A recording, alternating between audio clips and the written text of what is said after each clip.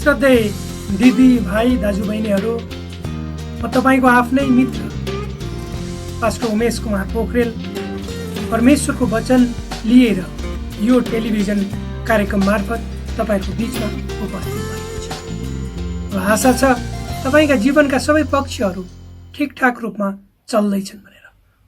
आउनुहोस् मित्र, आज तपाईँ हामी केही समय सँगसँगै यो कार्यक्रम मार्फत बिताउनेछौँ। आजको प्रस्तुतिलाई पस्कनुभन्दा पहिले आउनुहोस् म परमेश्वरमा अगुवाईको लागि बिन्ती राख्नेछु। जीवी जिउँदो महान दयालु परमेश्वर प्रभु येशू, हामी धन्यवादी छौँ यो जीवन र जीवनमा दिनुभएका प्रत्येक आशिषलाई, यो टेलिभिजन कार्यक्रमलाई म तपाईँको हातमा राख्दछु। यसलाई तपाईँको राज्य र महिमाको प्रचारको लागि तपाईँले प्रयोग गर्नुहोस्। सबै बिन्ती प्रभु येशूको नाममा, आमेन। श्रद्धेय मित्रहरू, आज तपाईँहरूको बीचमा म वर्तमान अवस्थाको जो परिप्रेक्ष्य छ वा सेरोफेरोका अवस्थाहरू छ र मानव जीवन, त्यही कुरालाई लिएर म चर्चा गर्दैछु। आजको वर्तमान संसारलाई तपाईँ हामीले निहालेर हेर्ने हो भने मानव जीवन सङ्कट एवं कष्टको अवस्थामा भएर गुज्रेको सहजै अनुमान गर्न सकिन्छ। अथवा हामी पनि त्यसै सङ्कटभित्र रुमलिएका छौँ भनेर हामी स्वत अनुभव गर्न सक्छौँ। यस विषयमा तपाईँको दुई मत नहुन सक्छ। मानव कष्ट वा दुःखका कारणहरू के हुन्? अर्थात् आज यो संसारमा जिरहेका मानव जातिहरूमाथि यति ठुलो कष्टको पछाडि के हो त? दुःख कष्ट मानव जीवनका अभिन्न साथीहरू हुन्। यो जन्मदै मान्छेले लिएर आएको हुन्छ, मृत्युसम्म यी कुराहरू उस सँगसँगै हुन्छ। मान्छे जतिसुकै मानिसले प्रयत्न गरे वा मान्छे जतिसुकै सफल भए तापनि उसँग दुःख सुख भन्ने यो क्रम छ, यो निरन्तर रूपमा उसको जीवनको अन्त्यसम्म चाहिँ चलिरहन्छ। अर्थात् यसलाई हामीले यसरी भन्न सक्छौँ, यी चाहिँ स्वाभाविक जीवन प्रक्रिया हुन्। यसमा तपाईँ मसँग पक्कै पनि सहमत हुनुहुन्छ। विभिन्न धर्महरूले मानवको बारेमा, मानव दुःख कष्टको बारेमा धारणाहरू राखेको पाइन्छ, तर सार संक्षेपमा हेर्ने हो भने सबैको बुझाइ एउटै देखिन्छ। र तीनटा कुराहरू तपाईँको अगाडि म यहाँ पस्कन चाहन्छु। मानिसका दुःखका कारणहरू, एउटा पहिलो कारण हो लोभ, दोस्रो कारण हो अज्ञानता, तेस्रो कारण हो घृणा। पवित्र धर्मशास्त्र बाइबलको अनुसार पापको कारण मानिसहरू कष्टमा छन्। मानिसहरू आफ्नै चाहनाले पनि दुःख वा कष्टमा पर्दछन्, किनभने मानिसहरूको आफ्नै रोजाइको कारणले मानिसहरू पाप गर्दछन् र त्यही पापको कारणले मानिसहरू दुःख र कष्टमा पर्छन्। जे भए तापनि सारा संसार कष्टमा छ पापको कारण। दुःख कष्ट भनेको परमेश्वरको चाहना वा इच्छा होइन मित्रहरू। तर जब मानिसहरूले परमेश्वरलाई नकार्छ, उहाँको इच्छा आज्ञा पालन गर्दैन, आफूलाई जे मन लाग्यो त्यही गर्छन्, तब मानिसहरू दुःखमा हुन्छन्, कष्टमा हुन्छन् अनि जीवन एउटा मानिसलाई बोझ लाग्न थाल्छ। अनि मानिसहरूको जीवन चाहिँ शान्तिमा, खुसीमा, आनन्दमा होइन, दुःख र कष्टमा हुन्छ। त्यसैको विरोधमा त्यो दुःख र कष्टबाट उठ्नको लागि मानिस सङ्घर्ष गरिरहेको हुन्छ। जब मानिसले नकारात्मक बाटो वा विश्वास अँगाल्दछन्, जब मानिसहरूले नकारात्मक बाटो वा विश्वासलाई अँगाल्दछन्, जस्तो लोभ, लालसा, रिस, इक, ईर्ष्या, काम, क्रोध, हत्या आदिलाई आफ्नो जीवनका साथी बनाउँछन्, तब त्यसले मानिसको मानवीय चरित्रलाई नाश गर्छ र मानिस खराब बाटोतिर लाग्दछ। ऊ मानिस हो भन्ने चेतना उसले बिर्सिन्छ। अर्थात् जब मानिस खराब बाटोतिर निरन्तर रूपमा लागिरहन्छ, उसको त्यो मानवीय चेतना छ त्यो चाहिँ बिस्तारै बिस्तारै मर्दै जान्छ र एक दिन यस्तो अवस्था आउँछ ऊ मानिस हो भनेर मानिसले बिर्सिन्छ। र जब मानवीय चेतना मानिसले बिर्सिन्छ तब त्यो खराब बाटोतिर लाग्छ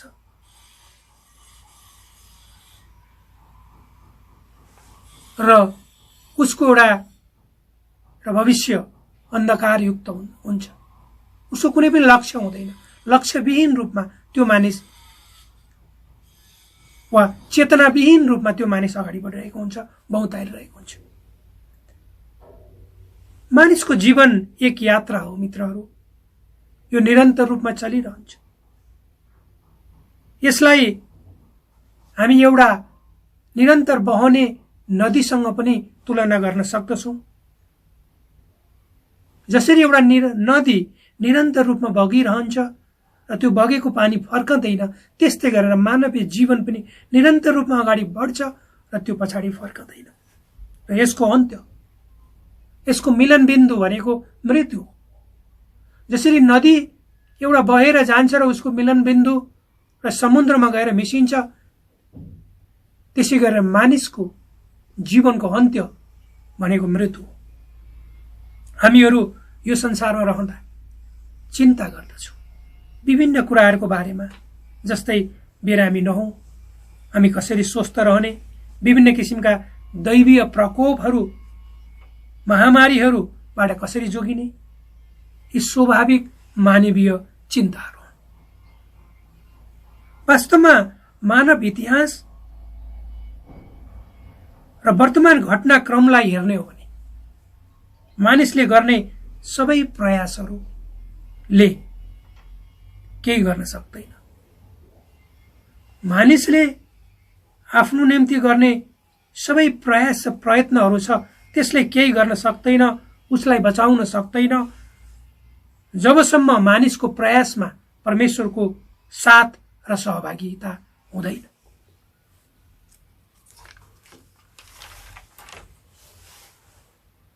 बिरामीहरू, वृद्ध मानिसहरू मात्र मर्दैनन्।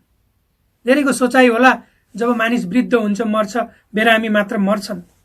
तर हामीले देखेका छौँ वृद्ध मानिसहरू जीवित रहेका, कयौं वर्षसम्म बिरामी भएका मानिसहरू बाँचिरहेका। मानिसहरूको मृत्यु हो अन्त्य अचानक हुन्छ मित्रहरू। अर्थात् मर्ने मानिसलाई थाहा नहुन सक्छ ऊ मर्दैछ भने। एउटा मानिस बिहान उठ्छ, आफ्नो दैनिक कार्यहरू गर्छ, तर ऊ मर्दैछ भने उसले कहिले पनि सोचेको हुँदैन। अर्थात् त्यो दिन उसको निम्ति अन्तिम दिन हो,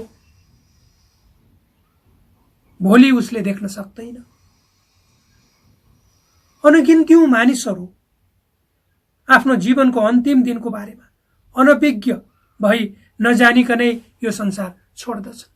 हामीले सुनेका छौँ, हाम्रो परिवारमा पनि यो कुरा घटेको हुन सक्छ।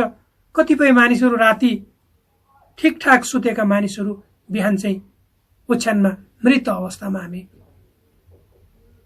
भएको खबर सुन्छौँ वा देख्छौँ। त्यो मर्ने मानिस अघिल्लो रात ठिकठाक ओछ्यानमा भोलिपल्ट म के गर्छु कसो गर्छु भनेर योजना बनाएर सुतेको मानिस भोलिपल्ट उठ्दैन भन्ने कुरा त्यो मानिसलाई पनि थाहा हुँदैन र उसका आफन्तहरूलाई पनि थाहा हुँदैन। वास्तवमा मानिसको जीवन के हो, यसको उद्देश्य के हो, अर्थात् हामी यस संसारमा किन छौँ, हामी किन जीवित छौँ, यी प्रश्नहरूको उत्तर सबै पुस्ताका मानिसहरूले आफ्नो जन्मदेखि नै खोज्दै आएका छन् र आउने पुस्ताले पनि खोज्नेछ। किनकि आफ्नो यस पृथ्वीमा उपस्थितिको बारेमा मानिसको आफ्नै धारणा एवं विचारहरू छन्। लियो टोल्स्टाय महान दार्शनिकले आफ्नो पुस्तक जीवन र यसको उद्देश्यको विषयमा धेरै लेख्छन्, खोदल्ने प्रयास गर्छन्, तर उनी एउटा स्पष्ट अन्तिम उत्तर भने पाउँदैनन् वा दिन सक्दैनन्। उनको अनुसार जीवन भनेको भविष्यतिर अगाडि बढ्नु हो, जसको अन्त्य मृत्युबाट हुन्छ। उनको भनाइ अनुसार जीवन एउटा गति हो वा मोसन हो, चलिरहने प्रक्रिया हो। हामीले निश्चित बिन्दुलाई निश्चित समयमा पूरा गर्छौं, जसलाई हामी हिजो भन्छौं। हामी सबै मानिसहरू भविष्य वा भोलितर्फ अगाडि बढ्दछौं। यही नै हो प्रत्येक व्यक्तिको जीवन। पुस्तौं पुस्तादेखि मानिसहरूले आफ्नो जीवनलाई सहज र व्यवस्थित गर्ने प्रयासहरू गरे र गरिरहेका छन्। आज पनि हामी गरिरहेका छौं, आफ्नो ठाउँ र आफ्नो प्रयास अनुसार। र उनीहरूले आफ्नो देशमा नियम कानुनहरू बनाए ताकि उनीहरू एक अर्कामा मिलापमा बस्न सकुन्। तिनीहरूले धन सम्पत्ति प्राप्त गर्ने कोसिस गरे, पद प्रतिष्ठा प्राप्त गर्न, जीवनमा लामो समयसम्म बाँच्न, रोग व्याधिहरूसँग लड्न उनीहरूले मानिसको जीवन पद्धतिमा बदलाव ल्याए। आज पनि गरिरहेका छन् त्यो प्रयास र प्रयत्न। साधारण रूपमा भन्ने हो भने मानिसहरू निरन्तर रूपमा आफ्नो जीवनलाई राम्रो व्यवस्थित गर्ने क्रममा लागिरहेका छन्। विभिन्न अनुसन्धानहरू, अन्वेषणहरू, प्रयास र मेहनत गरिरहेका छन् र गरिरहने नै छन्। मित्रहरू, मानव जातिले आज संसारमा गरेका उन्नति, प्रगति वा विकासहरू सबै आफ्नै सुख सुविधा, लामो आयुका लागि हुन् भन्दा अर्को अर्थ नलाग्ला। मानिसको जीवनलाई एउटा हवाई जहाजसँग, एरोप्लेनसँग तुलना गर्न सकिन्छ। मानव काठमाडौँ एयरपोर्टबाट प्लेन उड्नुभन्दा पहिले पाइलटलाई उक्त जहाजको अन्तिम गन्तव्य थाहा हुनुपर्छ। जब हवाई जहाज आकाशमा उड्छ, त्यसपछि उक्त जहाज आफ्नो अन्तिम गन्तव्यमा पुग्नको लागि निर्धारित डिरेक्सन वा बाटोमा आकाशमा उड्नुपर्ने हुन्छ। त्यसले निश्चित नियमहरू त्यहाँ पालन गर्दछ र गर्नुपर्छ। त्यसैगरी हामी मानिस जातिहरू पनि आफ्नो जीवनमा निर्धारित बाटोमा हिँडिरहनुपर्छ वा अगाडि बढिरहनुपर्छ। यदि हामी उद्देश्ययुक्त, उद्देश्यमूलक जीवन जिउने हो भने जहाज आकाशमा रोकिन्न, त्यो निश्चित स्थानमा पुगेर ल्यान्ड गर्नै पर्छ। जसरी जहाज उड्नु अघि पाइलटलाई उसको गन्तव्य थाहा हुन्छ, त्यसै गरी हामी प्रत्येक मानिसहरूले आफ्नो जीवनको गन्तव्य जान्नुपर्छ। यदि हामी उद्देश्यविहीन रूपमा बाँचिरहेका छौँ भने त्यसले हामीलाई सही बाटो वा दिशामा लाग्दैन र दुर्घटना गराउँछ।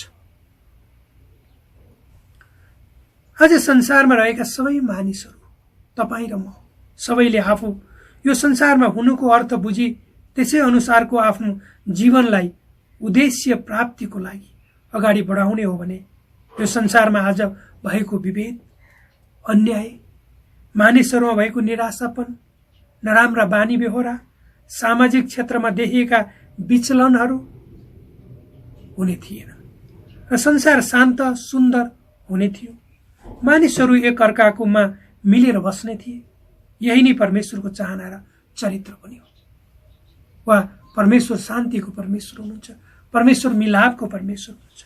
तर मानिसले परमेश्वरको स्वभाव र चरित्रलाई ग्रहण नगरेको कारणले आज हामी सबै मानव जातिहरू दुःख, कष्ट र समस्या भएर आफ्नो जीवनलाई जसो तसो जबरजस्ती रूपमा चक्का पम्चर भएको गाडी जस्तै ठेल्दैछौँ।